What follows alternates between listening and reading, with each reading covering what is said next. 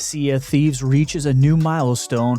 Fallout Season 2 has been confirmed. Kena is coming to Xbox. WoW could still be a thing on console. Star Wars Outlaws drama, and of course, your Game Pass titles.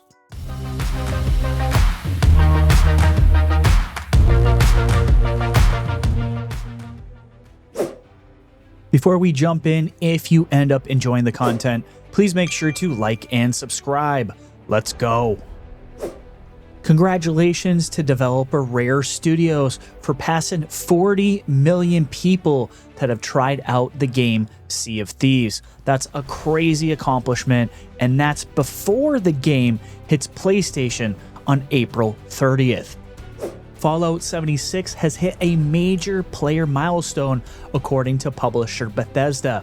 In a tweet, the publisher Bethesda said, "Thank you to the over 1 million of you who adventured with us in Fallout 76 in a single day." In a follow-up tweet, they mentioned this, and almost 5 million across all Fallout games in a single day. It's amazing to see the large influx of new Appalachian adventurers and how our awesome community has welcomed them, wrote Jonathan Rush, creative director for Bethesda Game Studios on Fallout 76. A very exciting moment with many, many more to come. Don't forget that Fallout 4 is getting its 60 frames per second patch tomorrow, April 25th. Also, to no one's surprise, Season 2 for the Fallout show has been confirmed only a week after its premiere.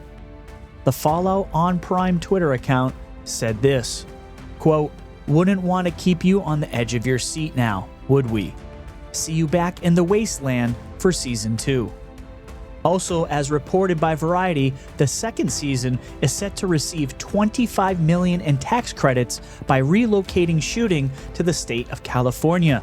Season 1 was fantastic, and I binged the 8 episodes in about 2 days. I know it's unhealthy, but I just couldn't help myself."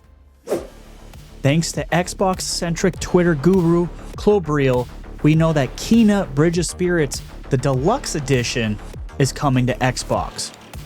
Kena Bridge of Spirits looks set to be released for Xbox consoles after being classified for the Series X and S by the Entertainment Software Rating Board. It's been about 2.5 years since the game came out, and honestly, it looked really good. I'm hoping the title will come to Game Pass. This feels like one of those games that would fit perfectly into the service. Speaking to VGC in a recent interview, Holly Longdale, the vice president and executive producer of World of Warcraft, discussed life after becoming part of Microsoft. Asked about a console version of the game, the producer replied, quote, "Of course we still talk about it. We're gamers. I don't think anything is out of the realm of possibility, but we don't have anything to talk about right now," end quote. Longdale also addressed the prospect of a console version of the game at BlizzCon 2023, calling it, quote, "a complicated question."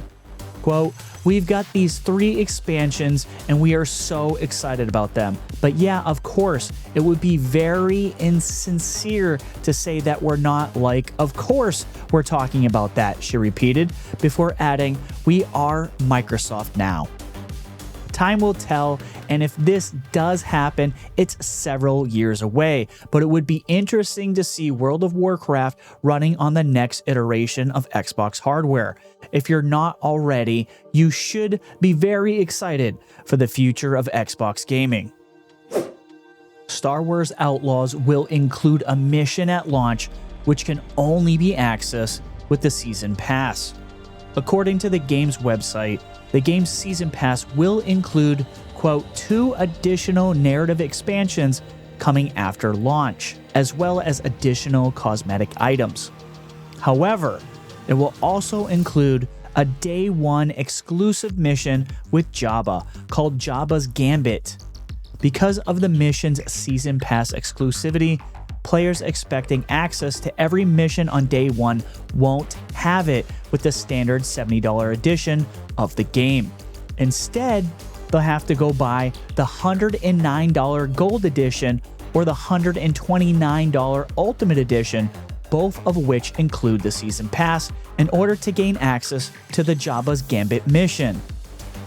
Ubisoft did clarify on Twitter that those who get the $70 base game will have missions with Jabba, just not this one in particular. If you watch my podcast, you know I'm not a fan of this type of behavior. I feel like Ultimate and Gold Editions should be for cosmetics, but not for actual storied gameplay missions. I hate this trend, and no, I do not give a shit if it's been done many times before. A bad action in the past does not mean you should continue to do that same action in the future, and it's not all of a sudden acceptable. Just my 2 cents. Dive into this nautic adventure as curiosity will guide you through a spaceship wreck on an unknown planet made up of water. When one of the lead scientists still tries to unriddle the possibility of a relaunch, young janitor Harold is around to assist her. Join Harold in his clumsy undertakings to stir up the Ark-like ship's stale day-to-day life and find the secrets that lie behind the doors. Harold Halibut came to Game Pass on April 16th for Xbox Series X and S, PC, and cloud. The time to beat the game is about 9.5 hours, but the most impressive thing about this title is that a lot of this game is stop motion made with handmade objects and sculptures. So hats off to the dev team, y'all are crazy. Orcs Must Die 3 ushers orc slaying mayhem to a previously unimaginable scale. All new war scenarios pit players and their friends against the largest orc armies ever assembled. Mountable war machines give players the essential firepower to heave, stab, carbonize, and disarticulate the intruders. Orcs Must Die 3 is the long-awaited successor to the award-winning series. Orcs Must Die 3 came to Game Pass on April 17th on Xbox, PC, and cloud. The time to beat the game is about 10 hours for the main story and 52 hours for completionists. NHL 24's all-new gameplay features bring authentic on-ice action to life. Experience the rush and fatigue of a high-pressure game with the exhaust engine, where sustained pressure in the attack zone leads to new game-changing effects like goalie fatigue that slows the netminder's reaction time the more they get worn down with offensive action. Change the momentum with physics-based contact as you break the glass and send players into the bench with a big body check. And get unparalleled player command with the new Vision passing system and Total Control skill moves. NHL 24 dropped onto Game Pass April 18th for Xbox for Game Pass Ultimate subscribers. Our story begins in one corner of Alron, a tapestry of nations with diverse cultures and values. By dint of sword and by way of magical objects known as rune lenses, the land's history has been shaped by the alliances and aggressions of the humans, beast men, elves, and desert people who live there. Eiyuden Chronicle 100 Heroes came to Game Pass April 23rd for Xbox, PC, and cloud. The Galdian Empire has edged out other nations and discovered a technology that amplifies the rune lens's magic.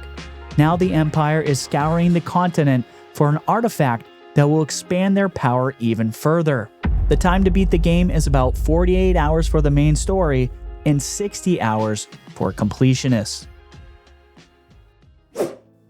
The story of Cal Kestis continues in Star Wars Jedi Survivor, a third-person galaxy-spanning action-adventure game from Respawn Entertainment, developed in collaboration, of course, with Lucasfilm Games.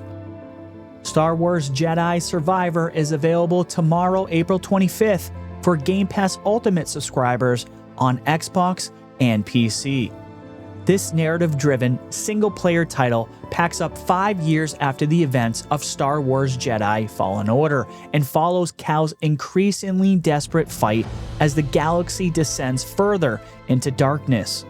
Pushed to the edges of the galaxy by the Empire, Cal will find himself surrounded by threats new and familiar. As one of the last surviving Jedi Knights, Cal is driven to make a stand during the galaxy's darkest times, but how far is he willing to go to protect himself, his crew, and the legacy of the Jedi Order? The time to beat the game is about 20 hours for the main story and 55 hours for completionists. Another Crab's Treasure is a Souls-like adventure set in a crumbling underwater world plagued by a mysterious curse. As Krill the Hermit Crab, you'll need to wear the trash around you as shells to withstand attacks from enemies many times your size. Embark on an epic treasure hunt to buy back your repossessed shell and discover the dark secrets behind the polluted ocean. Another Crab's Treasure is available tomorrow, April 25th on Xbox, PC, and Cloud. And I ain't lying, I'm probably gonna try this one out. Manor Lords is a strategy game that allows you to experience the life of a medieval lord. Grow your starting village into a bustling city, manage resources and production chains, and expand your lands through conquest. Manor Lords is coming to Game Pass on April 26 for PC only, but the developer has confirmed that the game will be coming to Xbox Game Pass at a later date. Inspired by the art and architecture of the late 14th century Franconia, Manor Lords prioritizes historical accuracy wherever possible, using it to inform gameplay mechanics and visuals alike. Common medieval tropes are avoided in favor of historical accuracy in order to make the world feel more authentic, colorful, and believable. The following games will be leaving the Game Pass library starting on April 30th. Don't forget, you can save up to 20% on these titles when you are a Game Pass subscriber. Out of all these games, I'm going to have to recommend Ravenlock. I haven't played many of these other ones. I know another buddy of mine really loves Loot River, so if you want to give those ones a try, go for it. And if you want to recommend any of these other ones, please do so in the comments. In case you guys didn't already know, we have an Xbox-centric show called the Aim Down Sights podcast on this channel each and every Saturday at 7 p.m. EST, so make sure to check that out for the latest in Xbox gaming news and discussions. Thank you all for watching. Please make sure to subscribe to Game Pass Daily on YouTube, follow us on Twitter, and join our Discord gaming community.